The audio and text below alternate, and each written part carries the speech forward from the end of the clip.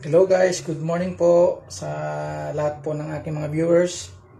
Magandang umaga po sa ating lahat. Magandang umaga po Pilipinas, ano? At sa ating mga kaibigan na nasa ibang bansa, sa mga OFW, magandang umaga po, ano? Kung saan man kayo naroroon. Nandito si Tatay Joaquin, ano, ang inyong all around tatay. Tatay ka na kasi, siyempre kailangan marami kang gagawin, lalo pag yung mga anak mo nag-aaral. Ngayon medyo kahit pa paano naka-recover na ako, no? Sabihin, buwas na po ang aking pinaggagastusan. Dalawa na po ang aking anak na nakapagtapos ng kolehiyo, no? So sa ngayon nakapasok na po yung isa, kapapasok lang ng isa. 1 year na po na may work, no? So may anak pa kong isang mag-aaral, isa na lang, isang kolehiyo. So tuloy pa rin ang laban. Kailangan pa rin natin ng kumayod para kumita, no? Si Tatay Joaquin naman ay meron naman akong trabaho. Kanya lang, siyempre ordinary manggagawa lang ako.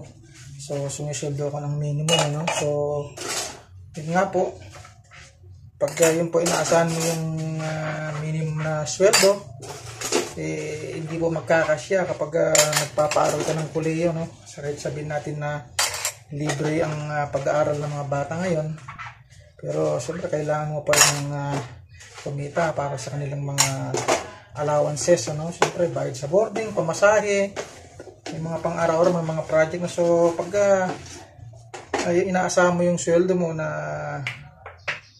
salary minimum lang, hindi magkakasya. So kailangan natin yung tinatawag na sideline, no? So ako nagsa-sideline po ako, no, doon sa mga dito po sa Metro Manila. Ako po ay electrician, no? Pwede po ako mag-install ng wiring installation, mga outlet po ng bahay nyo, pwede po ako, no? Kontakin nyo po ako. So minsan kailangan ko talaga yung ganun, kailangan extra income. Ganun talaga ang all tatay o all around tatay, no? So isipin mo rin yung kinabukasan mo, kinabukasan ng mga anak mo, no? Siyempre inuuna natin yung mga anak natin makatapos, hindi lang doon sa makatapos lang sila, no?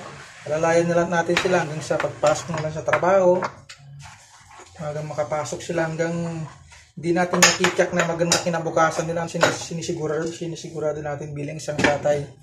Kailangan ganun, huwag lang yung nakatapos lang, tapos doon lang ang ating pagsuporta sa ating mga anak, no? Kailangan isagad na natin hanggang sa pagpasok na lang ng trabaho, hanggang makita natin na matibay ang kanilang kinabukasan, matatag, no? Kanilang kinalalagyan. So yun nga po, no? So ito, naghuhugas ng plato si Tatay Joaquin, kasi hindi naman kawalan sa isang tatay yung naghuhugas ng plato, no? Kailangan yung sinasabi na hindi naman ito tinatawag na trabaho pambabae, trabaho ng lahat ito, no? Pagka siyempre pumalit na lagi lang naman paghugas ng plato, gaya nga minsan yung pinag-aawayan ng mga anak natin, no? Siguro hindi naman pagkaila, dahil siguro makakatulad ko rin na naging bata, naging binata, naging tatay na, no? Naging magulang na, no? So naranasan din natin yun, nagtuturo tayo kung sino yung maghugas.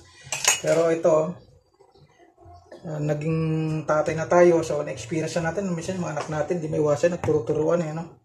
So ayos lang yun, no? Basta importante mapalaki natin sila ng mabuti, ng may takot sa Diyos, ng magalang, yun lang, may respeto sa tao, talagang may respeto sa magulang. Kailangan tama yung pagpapalaki natin sa ating mga anak, no? So yung mga anak ko nakikita ko naman, hindi ko naman sinabi na perfecto sila, no? Pero nakikita ko naman maganda ang kanilang paglaki, no? Kasi siyempre may respeto sila sa isa't isa, no? Sa kapwa, di sa lahat, may respeto sila sa magulang. So ganun po, no? Alalayan natin sila. Minsan may time na talagang katigasan ng ulo, ganun talaga. Kailangan maging maunawain tayo, no? So yun, ano, si Tatay Joaquin ay naglalambing kung sana po supportan yung aking channel YouTube at saka FB page, no. Meron po akong ang YouTube channel po, Joaquin Magaro Jr. Doon po sa hindi nakakilala sa akin, doon po sa mga nakakilala, sa mga followers ko na po, ay maraming salamat po sa inyong patuloy na suporta. So yung nga po, ito umpisa na natin, kasi sa mga nagdaan, marami naging problema sa buhay ko, marami naging pagsubok na sa awa ng Diyos, nalagpasan naman natin. Kaya hindi ko po masyadong naasikaso ang mag-upload, dahil siyempre inuna ko muna yung mga problema sa aking pamilya. So sa awa ng Diyos, nakalagpas naman tayo sa pagsubok, at ito, patuloy pa rin na kumakayod at lumalaban sa aming buhay, huwag tayo susuko hanggat may hininga tayo. Importante lang mamuhay tayo ng diretso, huwag tayong manlamang ng kapwa. So minsan naman siyempre nagkakamali din tayo, pero dapat iwasan natin ng ganun. Importante magmamahalan tayo, kapwa-tao. Huwag tayo po maglamangan. Kailangan natin mumahay ng diretso, at saka kailangan mapagbigay tayo, huwag tayo makasarili. Kung konting bagay lang, hayaan mo na yan, ganun lang ang buhay. Hindi lahat ng swerte na sa'yo, may time na siyempre kailangan mo rin ng tulong. So siyempre hanggat meron kang kakayahan tumulong ka, so ganun din pag kailangan mo, nakikita naman nila siguro pag gano'n tutulungan ka. Tulungan lang ang tao, kasi kailangan natin pag-uunawa sa isa't isa, may respeto sa isa't isa, pagmamahal, kailangan maintindihin ka, pag ganun na wala nang magiging problema, nagiging maganda ang tagbo ng iyong buhay. Importante lang lagi tayo manalangin sa Panginoon, sana lagi tayo gabayan at lagi tayo magpapasalamat sa mga biyayang binibigay niya. So yun lang po, pag-ibig sa kapwa ang number 1. Pagmamahal sa Diyos, pag-ibig sa kapwa, at pagbibigay ng importansya sa lahat ng bagay. Higit sa lahat, sa Diyos, sa tao, sa mga kalikasan natin. Siyempre number 1, pag hindi tayo makakalikasan, siyempre masisira ang kalikasan natin, ang kapaligiran. So kailangan mag-ambag din tayo sa mga namumuno sa ating kalikasan, kung ano yung mga gusto nila patupad, ay sumunod tayo, para siyempre hindi masisira ang ating environment, baga.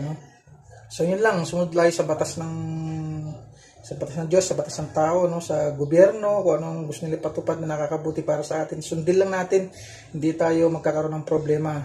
Kailangan lahat ng ito ay supportan natin kung anong programa nila, kasi para sa atin naman to. So maraming salamat po, God bless po sa ating mga viewers, sa ating mga ka-reels, sa ating mga ka-YouTubers. Sana supportan niyo po ang channel Joaquin Magaro Jr. Ganun din po ang FB page, Joaquin Magaro Jr. din ang aking FB page, FB Reels. Maraming salamat po, God bless.